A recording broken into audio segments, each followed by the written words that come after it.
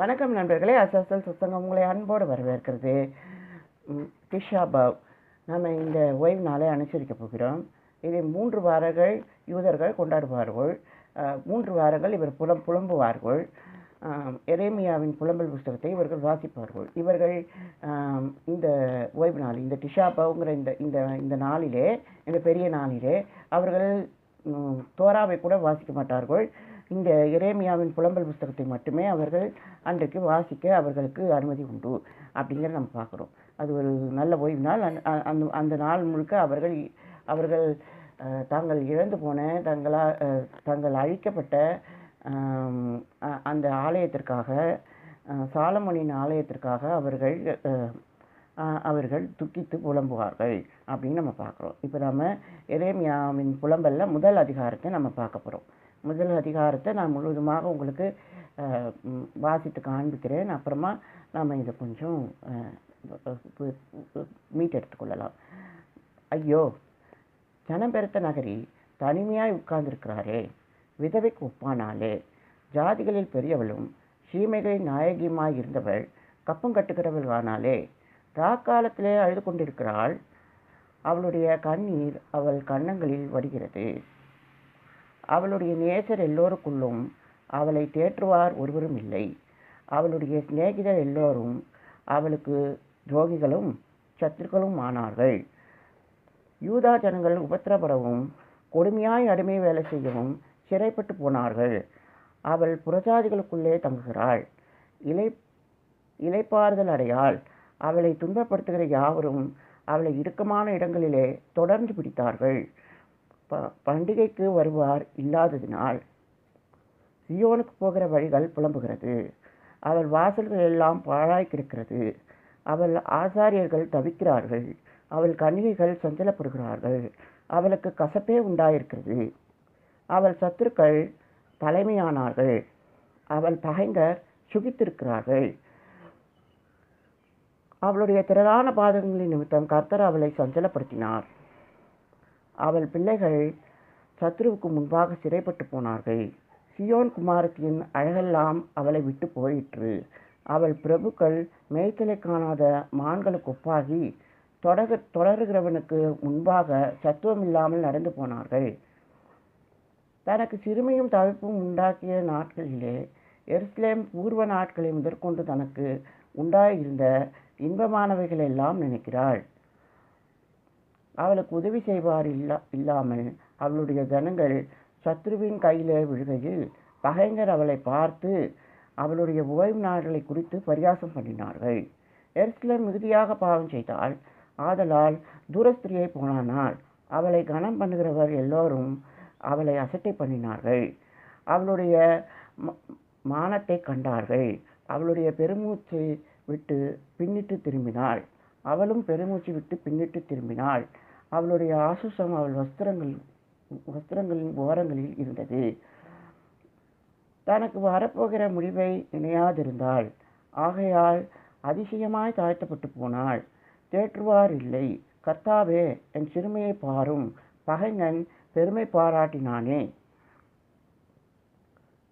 அவளுடைய இன்பமான எல்லாவற்றின் மேலும் சத்ரு தன் கையை நீட்டினான்.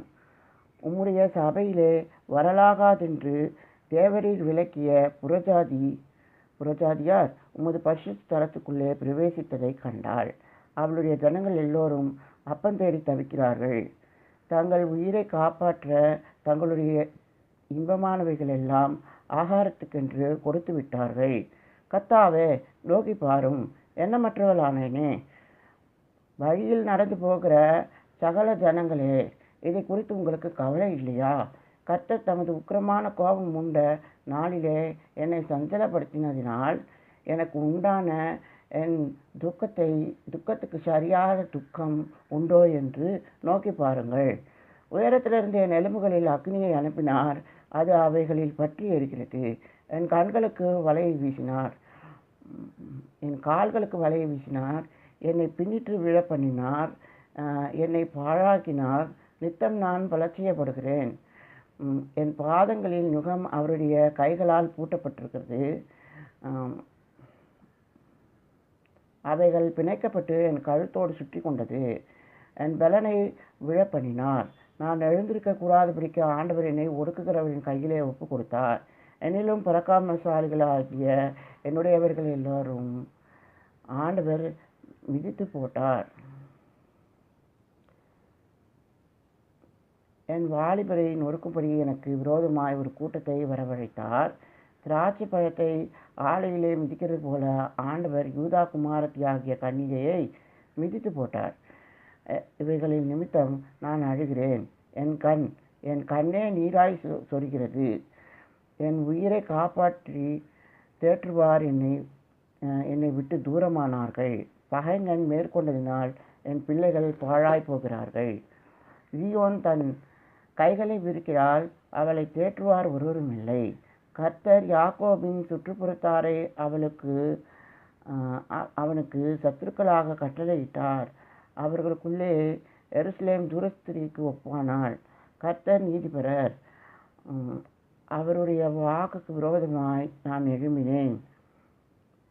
ஜனங்களே, நீங்கள் எல்லோரும் இதை கேட்டு என் துக்கத்தை பாருங்கள். என் கன்னிகைகளும் என் வாலிபரும் சிறைப்பட்டு போனார்கள். என்னை சிநேகித்தவர்களை கூப்பிட்டேன், அவர்களோ என்னை மோசம் போக்கினார்கள். என் ஆசாரியர்களும் என் மூப்பர்களும் நான் தங்கள் உயிரை காப்பாற்ற தங்களுக்கு அப்பந்தேடுகையில் நகரத்தில் மூச்சொடுங்கி மாண்டார்கள். கர்த்தாவே பாரும், நான் நெருக்கப்படுகிறேன், என் குடல் கொந்தளிக்கிறது. நான்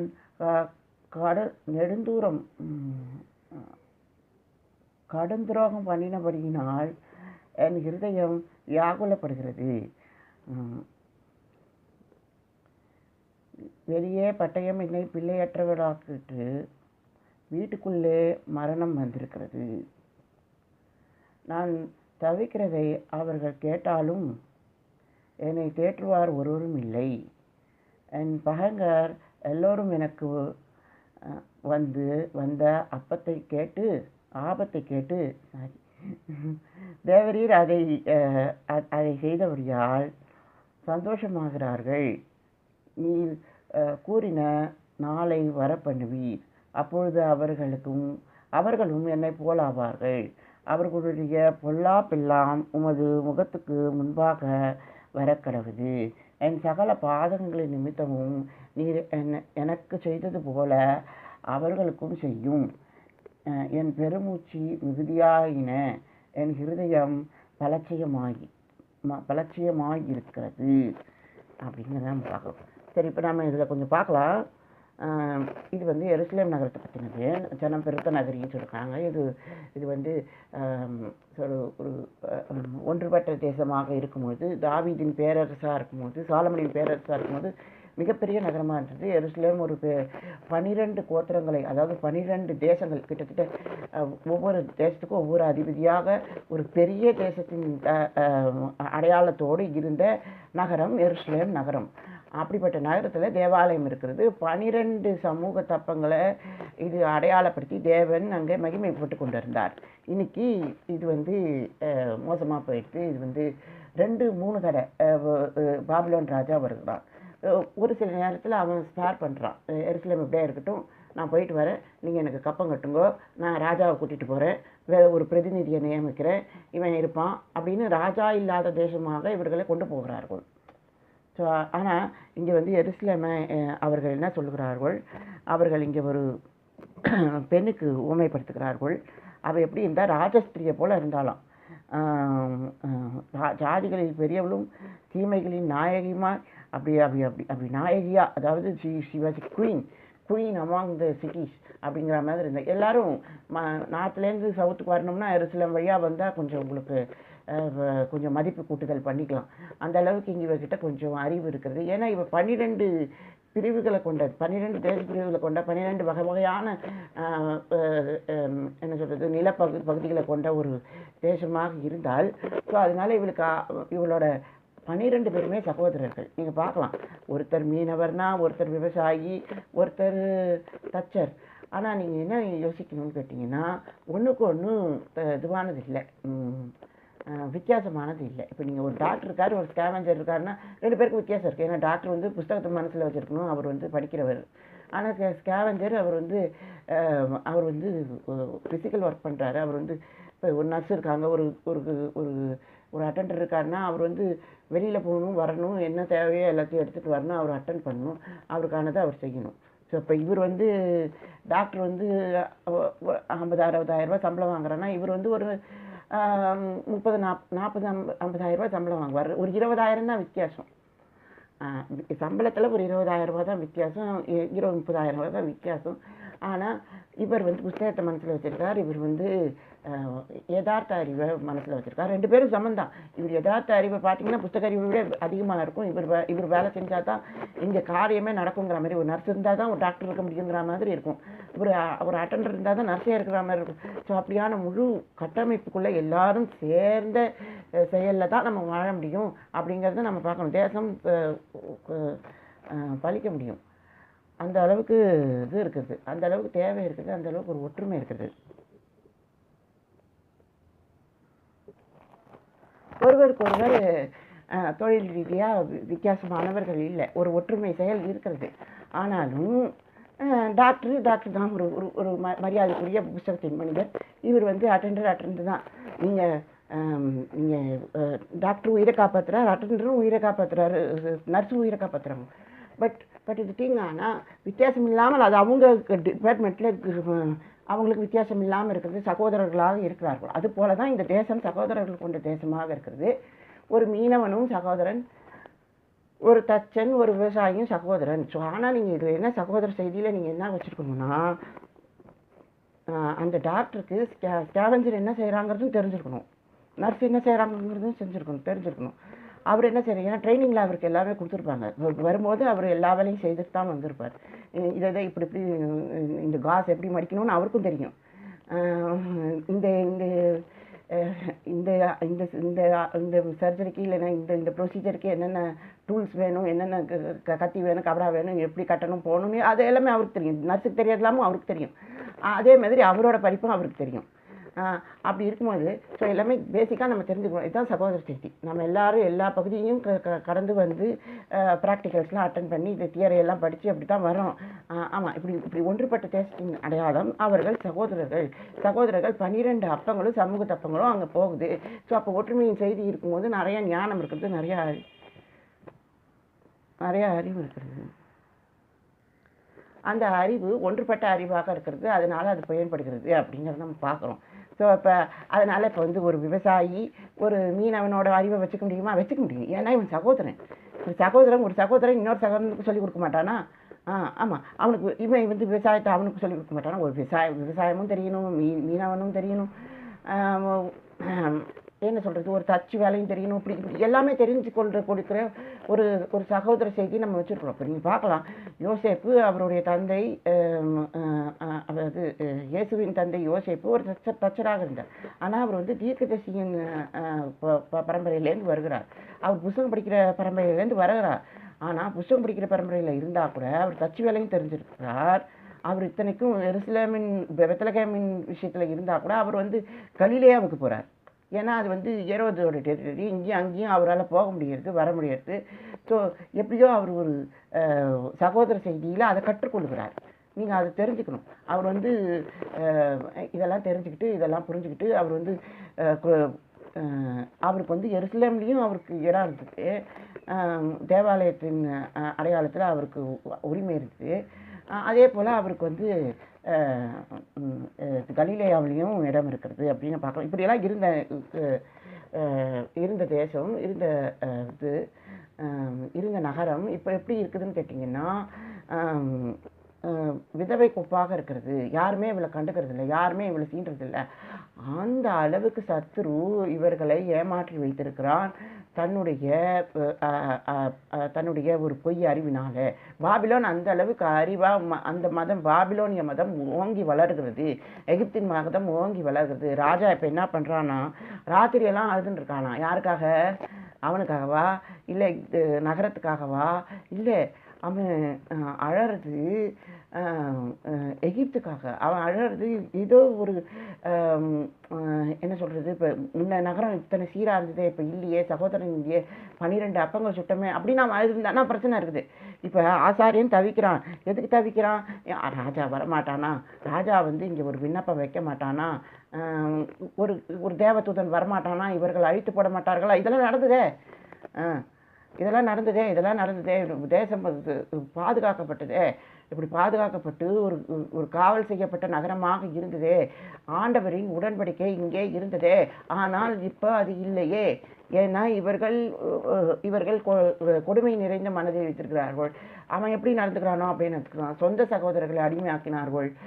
அடிமைத்தலையும் அவர்கள் வந்து பிரமாணப்படி விட்டு கொடுக்கல. இவர்கள் வந்து ஏதோ ஒரு வாழ்க்கை முறைக்கு அவர்களை பழகி அதிலே அவர்கள் பலகீனப்பட்டு போய்விட்டார்கள். ஸோ எந்த அளவுக்கு பலகீனப்பட்டு போயிட்டார்கள்னா, ராத்திரி இதுக்காக அழற அளவுக்கு பலகீனப்பட்டு போயிட்டார்கள். அந்த அளவுக்கு அவன் பொய் மதத்திலே ஊறிவிட்டான். பொய் மதத்திலே அவனுக்கு இது ஈர்ப்பு வந்து விட்டது. அதில் அவனுக்கு உறுதியான அறிவு இருக்கிறது. சரி, இப்போ நாம் வந்து 2 பிரிவு இருக்குது. உடன்படிக்கைன்னு ஒரு பிரிவு இருக்குது, புண்ணியம்னு ஒரு பிரிவு இருக்கிறது. ஸோ இப்போ நம்ம புத்தகத்தில் 2 தடவை புண்ணியம்னு வந்திருக்குது. நான் இப்போ தான் ஆப்பில் சர்ச் பண்ணி பார்த்தேனாக்கோ அது என்ன சொல்கிறது, ஒளியில் வருகிறவர்கள் ஒளியின் புண்ணியங்களை தெரிந்து நம்ம ரசிக்கப்பட்டதன் செயலை நம்ம தெரிந்து கொள்ளணும். அதே போல் கற்புள்ளவைகள் எவ்வளோ, ஒழுக்கமோ அதெல்லாம் நம்ம யோசிக்கணும் அப்படின்னு சொல்லி சொல்கிறாரு. அதே போல் பேதுரு என்ன சொல்கிறாரு, இது வந்து நம்ம புண்ணியங்களை அறிவிக்கணும் அப்படின்னு அவர் சொல்கிறாரு. ஸோ அந்த அந்த அந்த புண்ணியங்கிற வார்த்தை பேதுருக்கு தெரியுது. அதனால தான் அவர் பிரதான சீடனாக இருந்தார், பிரதான சீஷனாக இருந்தார். கிறிஸ்துங்கிற பதம் அவருக்கு தெரிஞ்சிருந்தது. நீங்கள் கிறிஸ்து தேவனே, கிறிஸ்து ஆண்டவரே, கிறிஸ்து ஏசப்பா அப்படின்னு அவர் சொன்னார். அவருக்கு புண்ணியங்கிற வார்த்தை தெரிஞ்சிருந்தா தான் அவர் கிறிஸ்துங்கிற வார்த்தை தெரிஞ்சிருக்கு. இத்தனைக்கும் அவர் ஒரு மீனவர். ஸோ ஆனால் அவருக்கு வந்து இயேசு சகாதரனாக இருக்கும்போது படிப்பு அவருக்கு கிடைக்கும். படிப்பு அவருக்கு வாய்க்கும். ஸோ இப்போ அவர் வந்து ஒரு மனிதர்களை பிடிக்கும் மனிதனாக மாறுகிறார். ஸோ அதனால் நம்மளால் எதையும் செய்ய முடியும். ஆனால் அதில் சகோதர செய்தி இருக்கணும், நம்ம கற்றுக்கொண்டவர்களாக இருக்க வேண்டும் அப்படிங்கிறத நம்ம பார்க்குறோம். சாரி, இப்போ நம்ம என்ன பண்ணுவோம், இவர்கள் எகிப்தில் இருந்தாங்க, கொடுமைப்படுத்தப்பட்டார்கள். அந்த சிறுமியான நாட்கள் அவர்களுக்கு முன்னமே இருந்தது. ஆனால் அப்போல்லாம் இவர்கள் வந்து ஆண்டவரின் நாமத்தை வச்சுருந்தாங்க, மோசையை வச்சுருந்தாங்கோ, அவர்கள் வெளியில் கொண்டு வந்து பட்டார்கள். அப்போ சூத்திரதாரி யார்? மோசேவா? இல்லை, நீங்கள் அதை மாதிரி யோசிக்கக்கூடாது. ஏன்னா அவர்கள் அந்த ஒழுக்கத்தில் இருந்தார்கள், அந்த தவிப்பில் இருந்தார்கள், அந்த இதில் இருந்தார்கள். ஆனாலும் கூட இவர்கள் வார்த்தை கேட்கப்படவில்லை. ஆலோட்டி நிமித்தமாகத்தான் தேவ சொல்கிறார். ஸோ அந்தளவுக்கு இவங்க மறதியின் நேரத்தில் வந்துட்டுருக்காங்கோ. ஆனாலும் கூட இவர்களிடத்துல அந்த நேரத்திலும் யோசேப்பின் வார்த்தை இருந்தது. யோசேப்பு நீங்கள் போவீங்க நான் தேசத்துக்கு 400 வருஷம் கழிச்சுன்னு அவன் சொல்லிட்டு போனானோ, அந்த வார்த்தையாவது அவன்கிட்ட இருந்திருக்கும். தேவனை ஞாபகம் கூட அவங்களுக்கு மறந்துருக்கலாம். ஆனால் அவங்களுக்கு அந்த நினப்பு இருந்தது, நம்ம போவோம், நமக்கு ரட்சகன் இருக்கிறாங்கிற நினப்பு இருந்தது. சரி, ஏதோ ஒன்று இருந்தது. அப்போ சூத்திரதாரி ரட்சகனா இல்லை. சூத்திரதாரிங்கிறது இங்கே கிடையாது. சூத்திரதாங்கிறது மல்டிபிள் டேட்டாஸ், எல்லாரையும் சேர்த்த டேட்டாஸ் தான் நம்ம வந்து சூத்திரதாரின்னு வச்சுக்க முடியும். ஸோ அப்போ நம்ம என்ன சொல்லணும், நம்ம சகோதரர்கள் 12 கோத்திரம் இருக்குது, இப்படி இருக்குது அப்படிங்கிற அந்த மல்டிபிள் டேட்டாஸ் நகரத்தின் எல்லாத்தையும் தெரிஞ்சு வச்சுருக்கிறதுனால தான் சூத்திரதாரியாக இருக்க முடியும். அப்போ இவ என்ன பண்ணா எவ்வளோ அறிவுன்னு நினச்சி அறிவை இழந்து விட்டாள். ஏன்னா அவள் வந்து உடன்படிக்கையின் செயலை இவள்கிட்ட யாரும் போட்டி போட முடியாது. இவர் ராணி. ஆமாம், இப்போ யாராவது போய் நீங்கள் உடன்படிக்கை செயலை போய் கேட்டிங்கன்னா நான் எப்படி தெரியுமா, என்னை ஆண்டவர் சந்தித்தார், என்னை தொட்டார், என்னை வந்தார், என்னை ஆண்டவர் சந்தித்தார், நான் வந்து என் உடலை பாதுகாத்தார், நான் அபிஷேகம் பெற்றேன், நான் அந்நிய பாஷை பேசுகிறேன், நான் வந்து பலமாக இருக்கிறேன். ஆனால் இன்றைக்கி என்ன இருக்குது, தவிப்பு இருக்குது. எனக்கு எங்கள் சகோதரியே அந்த பேசுகிறம்மா எனக்கு ஏற்றுக்கவே மாட்டாங்க. உனக்கு ஆவியின் நிறைவு இல்லை அப்படின்னு அனித்தரமாக சொல்லுவார்கள். ஆனால் அது வந்து அந்த காலத்து டைப்பு என்கிட்ட சொல்ல முடியும். ஏன்னா நான் வந்து பழைய விசுவாசி, என்கிட்ட சொல்ல முடியும். பட் இருந்தாலும் அவர்கள் ஏன் அதை அப்படி செய்கிறாருன்னா, ஏன் தவிர்ப்பின் செயல் இருக்குன்னா அவர்களால் என்ன பயன்படுத்த முடியும். இப்போ அவங்க இல்லைன்னு சொல்லிட்டாங்கன்னா நான் உட்காந்து நிரூபித்து காமிச்சிருவேன். ஸோ அதனால் அவர்கள் இல்லைன்னு சொன்னால் கூட அது வந்து பிரச்சனையாக இருக்காது. ஆனால் இது வந்து என்னன்னு கேட்டிங்கன்னா ஒரு உடைக்கப்படும் பாண்டமாக நீங்கள் இருக்கணும். நீங்கள் உங்களை ஒப்பு கொடுக்கணும். அந்த அளவுக்கு நீங்கள் வந்து நான் யூடியூப்பில் பார்த்தேங்க, அவர்கள் வந்து கடினப்பட்டிருக்கிறார்கள் அப்படின்னு பேசுகிறான். புது இளமையான மனிதன் தான் அவன் பேசுகிறேன். அவர்கள் வந்து ஒரு பகுதியினர் கடினப்பட்டிருப்பார்கள். அந்நிய பாஷெல்லாம் இது கிடையாது, கம்பல்சரி கிடையாது. சம்திங் அந்நிய பாஷை கம்பல்சரி கிடையாதுங்க, எனக்கு தெரியும், நானும் சொல்கிறேன். பட் நீங்கள் வந்து கனெக்ட் ஆகணும். நீங்கள் வந்து ஒரு நிதானத்தில் இருக்கணும். இப்போ அவர் பார்க்கும்போதே அவர் நோய் வாய்ப்பட்டிருக்கா மாதிரி தெரியுது. ஸோ நீங்கள் எப்போ நீங்கள் கடினம்னு சொன்னீங்களோ அந்த கடினம் அவங்கக்கிட்ட இருக்கா உங்ககிட்ட இருக்கா அப்படிங்கிற மாதிரி ஆகிப்படுது. கடினம்ங்கிறது ஒரு நோய். ஏன் அவங்களுக்கு அந்த அந்த ஹிருதய கடினம் வரணும்? அப்படி தான் இவ தவிக்கிறார். யார்? ஜியோன் குமார். அதாவது ஜியோன் குமாருக்கு இன்னும் இதில் வரலையா? சரி, இவள் தவிக்கிறார். எருசலேம் தவிக்கிறார். இந்த இந்த இந்த நகரம் தவிக்கிறது. ஏன்னா அவள்கிட்ட ஒரு போட்டி மனப்பான்மை தான் இருக்குதே தவிர அவள்கிட்ட அந்த அறிவை உணர்ந்து கொள்ளும், அந்த அறிவை ஆராய்ந்து கொள்ளும் அந்த இதை இழந்து போயிட்டா. அந்த அந்த நிதானிக்கும் பொறுமை காக்கும் செயலை அவள் இழந்து போயிட்டா. இப்போ நீங்கள் இதிலலாம் நீங்கள் உங்கள் வீட்டில் இருக்கிறவங்கள சேர்த்துக்கூடாது. ஆமாம், ஏன்னா வீட்டில் இருக்கிறவங்க பொறுமையாக இருக்க மாட்டாங்க. உரிமையானவர்கள் பொறுமையாக இருக்க மாட்டாங்க, நம்மளை ஓவர்டேக் தான் பண்ணுவாங்க. இப்போ அதுதான் நீங்கள் சொல்கிறாங்க, அவர்கள்லாம் இவ்வளோ ஓவர்டேக் பண்ணிட்டாங்கோ அப்படின்னு சொல்கிறாங்க. இப்போ அந்நியர்கள் இவ்வளோ ஓவர்டேக் பண்ணாங்க. ஏன்னா இவன் ஒரே விஷயத்தில் தான் இருக்கா. உடன்படிக்கை எப்படி வந்தது? ஆபிரகாம் மூலமாக வந்தது. ஆபிரகாம் புறஜாதியாக இருந்தானு அவன் அங்கேருந்து வேறுபிடிக்கப்பட்டு தன் தேவனுக்காக தன் தேவனோடு பேசி தன்னை நடத்தினவனோடு பேசி அவன் அந்த அளவுக்கு வந்தானே. அவன் வரும்போது என்ன பண்ணான்? தன் புண்ணியங்களை பயன்படுத்தி தானே வந்தான். நீங்கள் அதை புரிஞ்சுக்கணும். அவன் புறஜாதியாக இருந்து தானே வந்தான். புண்ணியங்களின் பாதையில் அவன் பயணித்து அவன் உடன்படிக்கைக்குள்ளே வந்தான் அப்படிங்கிற நான் பார்க்குறேன். ஏதோ தேவன் வந்து ஏதோ உங்களை தெரிஞ்சு உங்களை உடனே உடன்படிக்கை பண்ணினா அப்படிலாம் இல்லை. ஆமாம், நீங்கள் அப்படியே உடன்படிக்கைக்குள்ளே வந்தாலும் கூட நீங்கள் வந்து அணுகக்கூடிய மனிதனாக ஒரு கற்றுக்கொள்ள மனிதனாக இல்லாத போது உங்களுக்கு எதுவுமே வாய்க்காது. இப்போ வந்து யாரோ நம்மள்கிட்ட போராடினா கூட அது அவங்களுக்கு வாய்க்கணும், நமக்கும் வாய்க்கணும். உடன்படிக்கை செயல் எனக்கு வாய்க்கிறது. ஏசப்பாவின் பிள்ளையாக நான் இருக்கிறேன். இது பெரிய சாட்சிங்க. ஆமாங்க, நான் புண்ணியங்களை பயன்படுத்த முடியுமா? கண்டிப்பாக முடியாது. அந்த புண்ணியங்கள் உடன்படிக்கையாக வராதபடிக்கும், அது ஒழுக்கம் சொன்ன மாதிரி ஒழுக்கம் நல்லெண்ணமாக வராதபடிக்கும், புகழெதுவோ அது அப்படி வராதபடிக்கும் அது வந்து புண்ணியம் உடன்படிக்கையாக மாறாது. புண்ணியம் உடன்படிக்கையாக ரெண்டுமே ஒற்றுமை செயலில் வராத போது டு மைட்டிங் என்னுடைய சுபாவத்தில் அது வாய்க்கிறது கஷ்டம். ஸோ அப்போ என் சுபாவத்தையும் நான் பார்க்கணும், உடன்படிக்கையும் நான் பார்க்கணும். இப்போ இவன் இருக்க கடினப்பட்டிருப்பார்கள் சொன்னானே, அதையும் நான் பார்க்கணும். ஏன்னா இவன் நோய்பட்டிருக்கிறான். ஸோ இது ஏன் இப்படி நடக்குது, இது ஏன் இப்படி இருக்குது, அதை நம்ம பார்க்கணும். நான் ஒரு தடவை கூட நான் வந்து I am not rebuilt of this UC. அருமையான பாடல்கள் இருக்குது, அருமையான செயல்லாம் இருக்குது. நான் அதைத்தான் நான் யோசிச்சுட்டு இருக்கேன். மற்ற பகுதிகள் இருக்குது. ஸோ அதை நம்ம வந்து நிதானிக்கணும், நம்ம பயன்படுத்தணும். நாம் அதுக்குள்ளே இவங்க இருதய கடினமும் நாம் அவங்கள நியாயப்படுத்த தீர்ப்பிடக்கூடாது. ஏன்னா அதுக்கெல்லாம் நமக்கு நேரம் இல்லை. ஆமாம், ஏன்னா நம்ம பழக வேண்டியது இருக்குது, நம்ம பயன்படுத்த வேண்டியிருக்கு. நான் எப்பொழுதும் பயன்படுத்தி வருகிறேன். எனக்கு தயக்கம் இல்லாமல் நான் முன்னேறுகிறேன். ஸோ இப்போ என்ன சொல்கிறது, இதில் வந்து அடுத்த பகுதியில் வரும், இளமையில் நுகத்தை ஏற்பது நல்லதுங்கிற மாதிரி வரும்.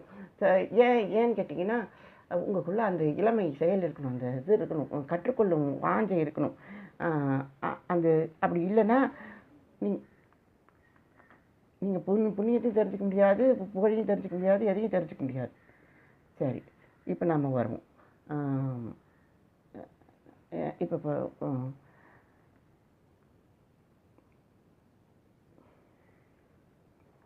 உடன்படிக்கையில் என்ன இருக்கிறது? உடன்படிக்கையில் இவளுடைய மானம் இருக்கிறது. ஆமாம், இப்போ அதுதானே பார்க்குறோம்.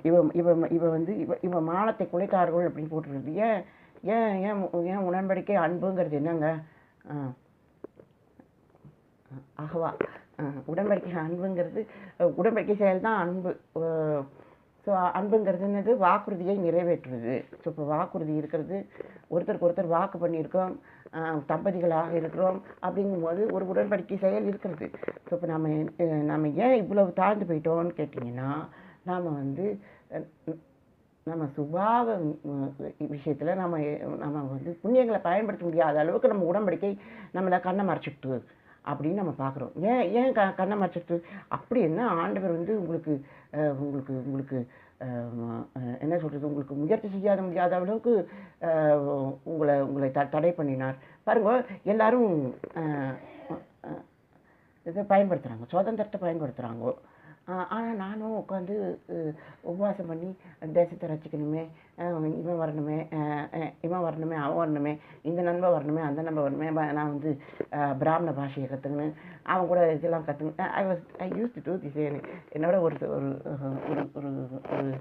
ஒரு பிள்ளை, ஒரு நண்பர், அவர் வந்து பேசுவார் இது மாதிரி, நான் வந்து ஒரு வைஷ்ணவ டிசைபிள்ஷிப்பில் போய் அவன் வந்து ஓம் நமோ நாராயணான்னு சொல்லி அவங்க கூட சேர்ந்து அவங்களெல்லாம் வந்து இயேசுவை அறிவித்தான் அப்படின்னு சொல்லி அவர் சொல்லியிருந்தார். So he was doing something. நான் அப்போ சொன்னேன், you should not spell that ஓம்.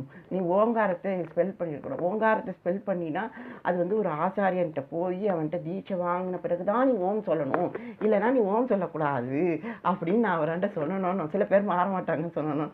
இது வீக்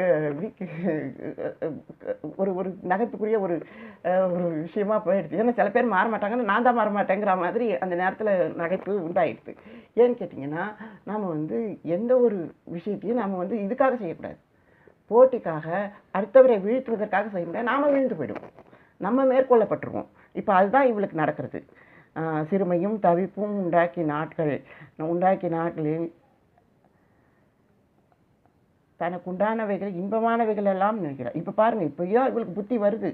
ஆமாம், இப்போ வந்து நம்ம வந்து கெட்ட நேரத்தை பார்க்கக்கூடாது, நல்ல நேரத்தை பார்க்கணும். நம்ம இப்போ அடிமையாகிட்டோம், நம்மளை கூட்டின்னு போகிறாங்கோ, ஆனாலும் நம்ம நல்லதை நினச்சி பார்ப்போமே, கொஞ்சம் நல்ல நாளை நினச்சி பார்ப்போமே அப்படின்னு அவன் நினச்சி பார்க்க முயற்சி பண்ணுறாளாம். ஆமாம், கை காலெலாம் கட்டி வச்சுட்டாங்களாம். அந்த அளவுக்கு இவள் வந்து இப்போ நல்ல நாளை நினச்சாலும் நான் இவளுக்கு உணர்ச்சி அதிகமாகிடுது. எலும்புல அக்னி வந்தால் என்ன வரட்டுமே, நல்லதானே. ஆனால் அவளால் இப்போ மெயின்டைன் பண்ண முடியாது, ஏன்னா இப்போ பேலன்ஸில் இல்லை.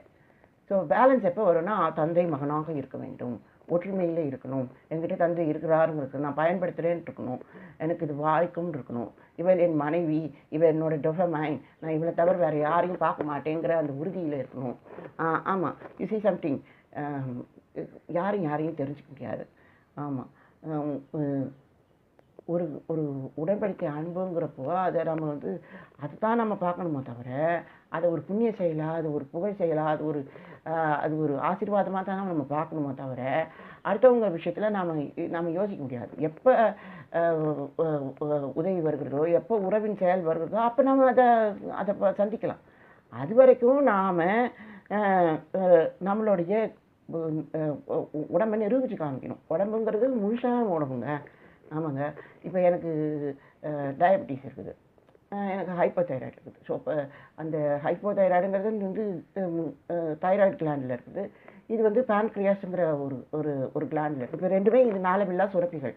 ஸோ இப்போ ஏதோ ஒன்று இதுலேருந்து அது வருதா, அதுலேருந்து வருதாங்கிற மாதிரி இது டயபெட்டிஸ் இருந்தால் பிளட் ப்ரெஷர் வருமா, அப்புறம் வந்து கொலஸ்ட்ரால் வருமா, சம்திங் எல்லாம் சொல்கிறாங்க. நான் இது வரைக்கும் அதிகமாக நான் ரொம்ப கண்ட்ரோலில் இருக்கனால, ரொம்ப எனர்ஜி உழைப்பெல்லாம் பண்ணி இருக்கிறனால நான் அதை பற்றி பெருசாக ஒரி பண்ணிக்காததுனால நான் அது வந்து மேனேஜ் பண்ணுறேன். But I was very young, ரொம்ப இளம் வயதுலேருந்து எனக்கு இந்த பலகீனம் இருக்கிறது, இந்த நோய் இருக்கிறது. ஆனாலும் நான் வந்து அதை சமாளிக்கிறேன். ஸோ அப்போ ஒரு பேலன்ஸ் இருக்கணும். இது மட்டுமே உடம்புனா எல்லாமே உடம்பு தான், மனசும் உடம்பு தான், ஆமாம், மூளையும் உடம்பு தான். ஸோ இப்போ நீங்கள் அதில் பலகீனப்பட்டிருந்தீங்கன்னா நீங்கள் யூ மஸ்ட் திங்க்.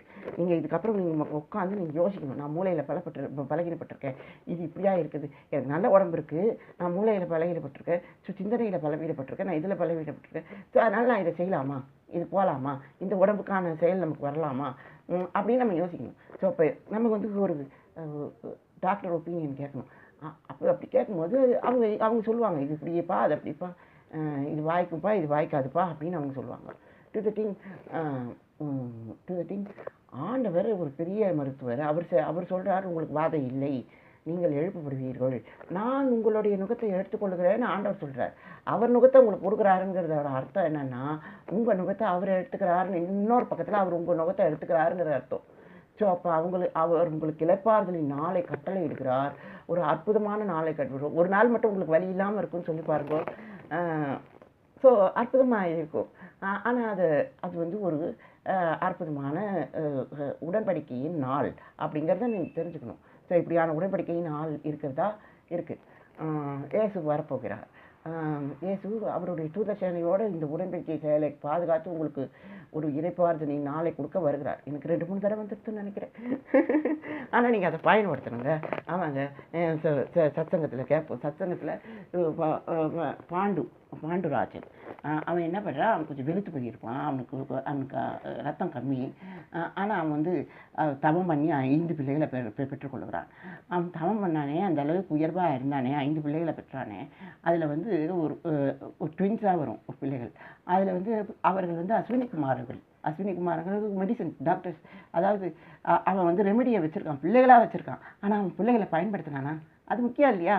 நீங்கள் எந்த ரெமெடியில் இருக்கீங்க? அவன் வந்து எப்படி சேர்த்தான்னா, அவன் வந்து தவத்தை முடிச்சுட்டு அவன் வந்து அவன் மனைவிகிட்ட இருக்கும்போது அவன் செத்து போயிட்டான் அப்படின்னு வர்றது. ஸோ அப்போ வந்து துரியோதனை பேசதான் செய்வான். நீங்களாம் தேவர்களுக்கு பிறந்தீங்க, நீங்களாம் ஒரு தவத்துக்கு பிறந்தீங்க, நீங்களாம் வந்து மனுஷனுக்கு பிறக்கலடா அப்படின்னு அவன் கேட்பானோ கேட்க மாட்டானா?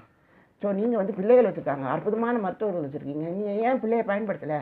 இப்போ இவ வந்து வனாந்தரத்துக்கு கொண்டு போகப்பட்டால் 1625 நாள் அது போட்டிருக்குதான்.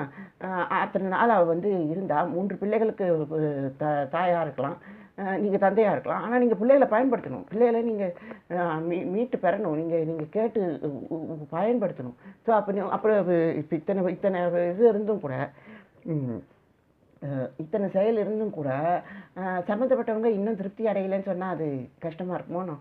ஆமாம், இது இன்னுமே என் பிள்ளைகள் நான் சொல்லியும் கூட எனக்கு இன்னும் வாதம் இருக்குதுன்னு சொன்னால் நல்லா இருக்குமா?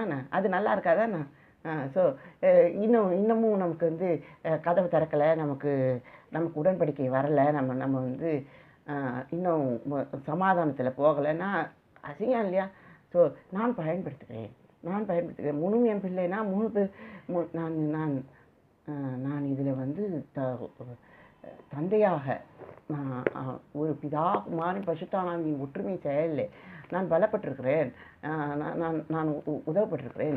இது நிமித்தமாக ஒரு பெரிய பறந்துபட்ட ஒரு மல்டிபிள் டேட்டாஸை சந்திக்கப்படுகிறது அப்படிங்கிறத நம்ம தெரிஞ்சுக்கணும். ஒரு ஒற்றுமை செயல் இருக்கிறது. ஸோ இப்போ இவன் தவிப்பு, இவள் கண்ணீர் எல்லாமே தாழ்வில் இருக்கிறது. அது வந்து தீர்க்க முடியாதது. இப்போ மறுபடியும் உடன்படிக்கைக்குள்ளே வர முடியாதுங்கிறத நீங்கள் தெரிஞ்சுக்கணும். ஃபஸ்ட்டு இவள்கிட்ட ஏதாவது ஒன்றாந்து இருக்கணும். ஆமாம், இவகிட்ட புண்ணியமும் இல்லை, நல்லெண்ணமும் இல்லை, உடன்படிக்கையும் எப்படி கிடைக்காது. ஸோ அப்போ இவ வந்து திருந்தணும்னா, இவ தவிப்பு நீங்கணும்னா இவ என்ன பண்ணணும்னு கேட்டிங்கன்னா, நான் பாவம் செய்தேன், நான் பாவியாக இருக்கிறேன்னு இவ அறிக்கை பண்ணணும். இவ தன்னை ஒப்பு கொடுக்கணும். தன்னுடைய மனவாளனை சேர்த்து கொள்ள இவள் முடிவெடுக்கணும். ஸோ இப்போ அந்த மாதிரியான முடிவை செய்யும்போது அவளுக்கு மீண்டுமாக வாய்க்கும், இவள் நேசர், இவரை தெரிந்து கொள்வார், திரும்பி வருவார் அப்படிங்கிறத நம்ம பார்க்கலாம். ஆமாம், இவரை விட்டு அழகெல்லாம் போயிட்டு தான் பாவம். ஸோ அப்போ யோசிப்பாங்க, ஒரு ஒரு பிரகாசம் இருக்கணும், அவருடைய முகப்பிரகாசம் இருக்க வேண்டும் அப்படிங்கிறது பார்க்கணும். ராஜா வந்து கேட்டிருக்கணுமா? நான் ராஜா வரவும் இல்லை, கேட்கவும் இல்லை, ஆலயத்தின் செயலை செய்யவில்லை, புரஜாதிகள் வந்து மெரித்தார்கள். அப்புறம் அது அவன் இடத்துக்கு அவன் வரான், அப்படி ஆகி போச்சு நிலைமை. ஸோ இப்போ இவர்களே இந்த பட்டணத்துக்குள்ளே, இந்த மதில்களுக்குள்ளே இவர்கள் தங்களை அடைத்து கொண்டார்கள் அப்படின்னு பார்த்தீங்கன்னா, இவர்கள் அந்த அளவுக்கு எதிரிகளால் ஏமாற்றப்பட்டிருக்கிறார்கள். இந்த பக்கம் எகிப்து, இந்த பக்கம் பாபிலோன். அவன் எகிப்தை மேற்கொள்வதற்கே பாபிலோன் வந்து நிற்கிறான், இவங்களை மேற்கொள்ள இல்லை. இவங்களை அழிச்சிட்டு அவங்க வந்தானா அவன் கொஞ்சம் என்ன பலவீனமாக இருப்பானேன்ட்டு. ஸோ இப்போ எகிப்து ஒரு மதத்தை வச்சுட்டு இருக்கிறது, பாபிலோன் ஒரு மதத்தை வச்சுட்டு இருக்கிறது, நடுப்புற இங்கே எருசலேம் இருக்கிறது. இது உடன்படிக்கை செயல்னு சொல்லியும் கூட நிரூபணம் ஆகாதனால இது ஒரு விஷயமாவே தெரியல. நீங்கள் எங்கே பார்த்தீங்கன்னா எருசலேம் சுற்றி பார்த்தீங்கன்னாலும் ஃபுல்லாக முஸ்லீம்ஸ், யூரோப்பில் கூட முஸ்லீம்ஸ் இருக்காங்க, மெடிட்டரேனியன் ஃபுல்லாக முஸ்லீம்ஸ். நீங்கள் அந்த அந்த கடற்கரை இங்கே லிபியா, ஈஜிப்டு இப்படின்னு நீங்கள் எங்கேயுமே தப்பி போக முடியாது. சுற்றி ஃபுல்லாக அவன் தான் இருக்கிறான், சுற்றி ஃபுல்லாக முஸ்லீம்ஸ் தான் இருக்கிறான். இவங்க மட்டும் இது வந்து எங்கள் தேசம், நாங்கள் வாக்கு பண்ணப்பட்டவர்கள், எங்கள் உடன்படிக்கை மக்கள் அப்படின்னு இவர்கள் வந்து அழுது புலம்பி தேசத்தின் செயலை இவர்கள் யுத்தம் செய்து இதில் இதில் என்ன இருக்குது சொல்லுங்க. ஆமாம், இந்த பக்கம் முஸ்லீம், இந்த பக்கமும் முஸ்லீம். இப்போ அவனுக்குள்ள எகிப்து தனியாக இருந்தது இவளை பார்க்கும்போது, இப்போ வந்து இந்த பிரிவினைக்காக அழுகுறான். எகிப்தும் பாபிலோனும் பிரிஞ்சிருக்கேன்னு இவன் அழுகுறான். இப்போ இது இது இது இது எப்படி நமக்கு தெரியாது. ஆனால் யூசி இவ தனக்காக அழணும். அதை விட்டுட்டா அவள் தனக்காக அழ முடியல, தன் நேசருக்காக அழ முடியல. ஸோ அந்த அளவுக்கு இவ வந்து ஒரு ஞானம் இருந்தும் அஞ்ஞானியாக இருக்கிறாள். ஆமாம், கர்த்தர் வீட்டை காவாராயில் கட்டுகிறவன் பிரயாசம் விருதா.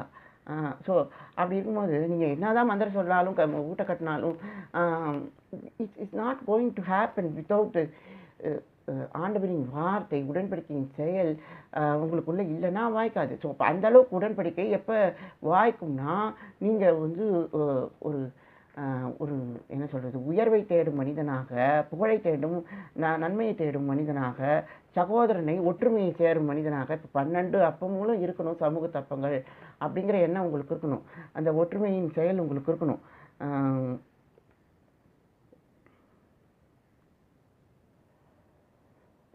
ஸோ நீங்கள் உங்களை பார்க்குறவங்க இவர்கள் ஆசீர்வதிக்கப்பட்டவர்கள் அப்படிங்கிற எண்ணமாவது அவர்களுக்கு இருக்கணும், ஒரு தயக்கம் இருக்கணும். இல்லைன்னா உங்களை மேற்கொண்டு விடுவார்கள். இறங்கி வாரும் வானத்திலிருந்து கண்ணோக்கி பாரும், இந்த திராட்சை செடியை விசாரித்தருளும். நல்லா இருக்கும் அந்த பாட்டு. இந்த திராட்சை செடியை விசாரித்தருளும் சம்திங். இப்போ எழுந்திருக்க முடியாத அளவுக்கு இவள் கட்டப்பட்டுருக்குறா. அந்த அளவுக்கு இவளுக்கு என்ன சொல்கிறது, இவளுக்கு உணர்வின் செயலில் இவள் தாழ்ந்து போய்விட்டாள். ஆமாம். ஸோ இப்போ நீங்கள் எப்படி தான் இதை வச்சு நீங்கள் போராடுவீங்க பாருங்கள். எரேமியா பாபிலோன்லேருந்து எகிப்துக்கு அனுப்பப்படுகிறான். ஸோ அவனுக்கு ஆகாது ஒரு ஒரு ஒரு உதவி கிடைக்கிறது பாருங்க, தீர்க்கதரிசிக்கு ஒரு உதவி கிடைக்கிறது பாருங்க.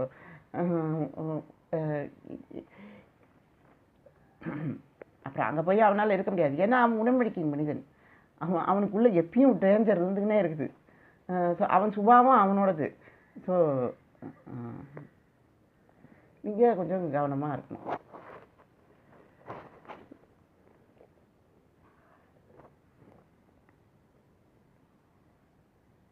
இப்போ இவன் என்ன பண்ணுறான், அடுத்தவங்க எல்லாம் என்னை பார்த்து கற்றுக்கணும். பாரு நான் எத்தனை தாழ்ந்து போனேன், எத்தனை இதுவாக போனேன். இப்போல்லாம் என்ன தெரியுமா, நீங்கள் உங்களை யாராவது கிரிட்டிசைஸ் பண்ணுறாங்களோ அப்போ தான் உங்கள் முகமே தெரியும். அந்த அளவுக்கு நிலைமை தாழ்ந்து விட்டது. ஸோ அப்போ ஏன்னா உங்களை யாராவது மீமில் கூப்பிட்றாங்களோ அதுதான் தெரியும். இப்போ நம்ம மீமில் என்ன வரணும், you see something has to happen. So பாருப்போ இந்த ஆதாம் பிரதர் எப்படி ஜெபம் பண்ணுறார் பாருங்கோ. இவர் வந்து இந்த புண்ணியங்களின் செயலை இப்போ தெரிஞ்சுக்கணும், மக்கள் புகழ தெரிஞ்சுக்கணும், மக்கள் ஒழுக்கத்தில் வரணும்னு எவ்வளோ உருக்கமாக இந்த டிஷா பவ் அப்படிங்கிற இந்த கண்ணீரின் நாட்களில் அவர் தெரிந்து கொள்கிறார், செபிக்கிறார், கேட்கிறார் அப்படின்னு நீங்கள் அதை மீன்ஸை போடுங்க. அதெல்லாம் வராது. இதை சொன்னால் அவன் அதை சொன்னான், ஆமாம் எல்லோரும் காசுக்கு பின்னாடி தான் போகிறாங்கோ, இப்படி தான் வரும். ஸோ இப்போ நம்ம ஜெபிக்கலாம். தந்தையே, எங்கள் நிந்தையை, எங்கள் இழிவை நீங்கள் பாருங்கோ கர்த்தாவே. நாங்கள் ஒன்றுபட எங்களுக்கு கிருபை செய்யுங்கோ. எகிப்தோ பாபிலோனோ எங்களுக்கு அறிவு இல்லை ராஜா. சிலுவையின் புண்ணியங்களை மட்டுமே நாங்கள் நோக்கி பார்க்க கர்த்தாவே. ராஜா எங்களை ஆண்டவரே ராஜா இந்த கொடுமையான அஞ்ஞானத்திலிருந்து எங்களை தப்புவியும் ஆண்டவரே. உங்களுடைய பரம ஞானத்தை எங்களுக்கு கொடும் கர்த்தாவே. இசப்பா, ஒரே பேரான குமாரனாக நீர் வந்து ஆண்டவரே ராஜா எங்களுக்காக உங்களுடைய இரக்கத்தை தந்து ஆண்டவரே நீர் இறங்கி வந்து ஆண்டவரே ராஜா நீர் ஒருவரே ஞானம் வைத்திருந்தீர் கர்த்தாவே. நாங்கள் எல்லோரும் அஞ்ஞானியாகிவிட்டோம். நாங்கள் ஒருவரும் இருக்கக்கூடாதபடிக்கு ஆண்டவரே உடன்படிக்கை செயல் இல்லாதபடிக்கு போய்விட்டோம் கர்த்தாவே. ஆண்டவரே ராஜா, ஆனாலும் கர்த்தாவே இசப்பா எலியா வந்தாயிற்று என்று சொன்னீரே கர்த்தாவே. ஆலயத்தின் மனிதனாக அந்த யோவான் ஸ்நானகன் வந்து கர்த்தாவே உமக்கு ஆயத்தை செய்தது போல கர்த்தாவே நாங்களும் கர்த்தாவே நாங்கள் ஆயத்தப்படுத்துகிறோம். அந்த ஆலயத்தின் பிள்ளைகளாக நாங்கள் உமக்கு வர ஆண்டவரே ராஜா, எங்கள் பிள்ளைகளும் ஆலயத்தின் பிள்ளைகளாக இருந்து சாட்சியில நாங்கள் பயன்படுத்த கர்த்தாவே உம்முடைய வருகைக்காக நாங்கள் இருக்க கர்த்தாவே ராஜா, எங்கள் ஆலயத்தை தெரிந்து கொள்ளுங்க, கடந்து வாங்கோ எங்களை கர்த்தாவே, எங்களை இந்த நிந்தையிலிருந்து நீக்கி போடுங்க கர்த்தாவே. ஆண்டவரே ராஜா இசப்பா, ஆண்டவரே ராஜா உண்மையான துதி பாடல்களும் ஆண்டவரே மனதின் சமாதானத்தையும் உம்முடைய நுகத்தின் செயலை நீங்கள் கொடுக்கணும் கர்த்தாவே. ஆண்டவரே ராஜா, இனி வாதை இல்லை ஆண்டவரே, இனி உயர்வு தான் உண்டு ஆண்டவரே ராஜா. இனி இனி இனி இனி இனி நான் எதிர்கொள்ளும் உடன்படிக்கையின் புஸ்தகம் தான் உண்டுன்னு சொல்லி ஆண்டவரே ஒரு சாட்சியான பிள்ளைகளை கொண்டு வரும். இயேசுவின் நாமத்தில் கேட்கிறோம் பிதாவே. அஜா சத்சங்கம். நன்றி நண்பர்களே.